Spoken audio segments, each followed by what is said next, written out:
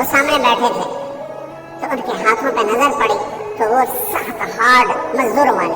آپ نے کہا ماں ساتھ یہ تیرے ہاتھوں کو کیا ہوا، اتنے ہارڈ سخت کیوں ہیں؟ کہا یا رسول اللہ بچوں کے لیے سارا دن خود مزدوری کرتا ہوں تو یہ تو دیکھو مجھے سارے.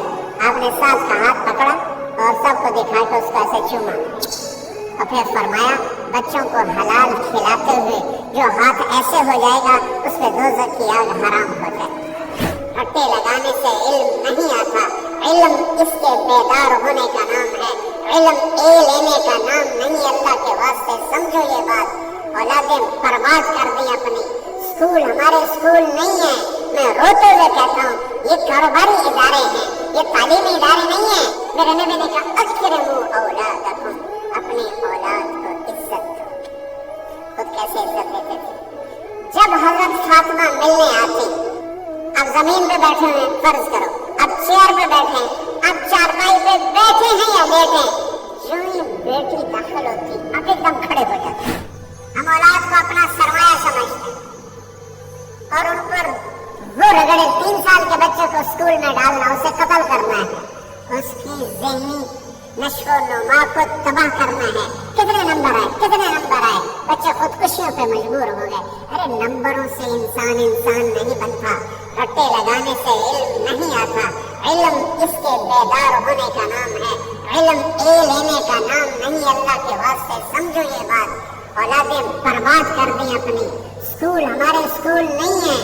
میں روتے ہوئے کہتا ہوں یہ کاروباری ادارے ہیں، یہ تعلیمی ادارے نہیں ہیں. یہ کاروباری لوگ ہیں کہ ہماری نسل کو برباد کر رہے ہیں. 3 سال کا بچہ ماں کی گود جاتا ہے یا اسکول جاتا ہے، روتا ہوا جاتا ہے، روتا ہوا تھا، اس کے سارے نیورون جل جاتے ہیں جب اس پر پریشر ڈالتے ہیں. اولاد نعمت ہے، میرے بعد میرے نام کو زندہ رکھنے والی ہے. میرے نبی نے کہا اکرموا اولادکم، اپنی اولاد کو عزت دو. خود کیسے عزت دیتے تھے؟ میرے نبی کا گھر یہ ہے اور بیٹی کا گھر وہ ہے، بس اتنا فاصلہ تھا. وہ سامنے دیوار اور یہ اتنا فاصلہ تھا. جب حضرت فاطمہ ملنے آتی تو مہینے بعد نہیں آ رہی، ہر دوسرے دن آ رہی ہے، تو میرے نبی کیسے ملتے تھے؟ روز کا جو آمد ہے. اب زمین پہ بیٹھے ہیں فرض کرو، اب چیئر پہ بیٹھے ہیں، اب چارپائی پہ بیٹھے ہیں یا لیٹے ہیں، جو ہی بیٹی داخل ہوتی اب ایک دم کھڑے ہو جاتے تھے اور وہیں کھڑے رہتے تھے.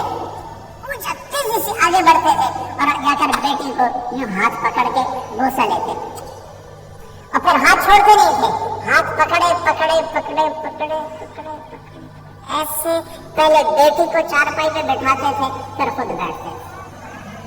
اکرموا اولادکم، حسن خلیقۃ، اخلاق اچھے کا، اولاد کے ساتھ، خامد کے ساتھ، بیوی کے ساتھ، نوکروں کے ساتھ، دوستوں کے ساتھ زبان کا بول میٹھا کرو بھائیو.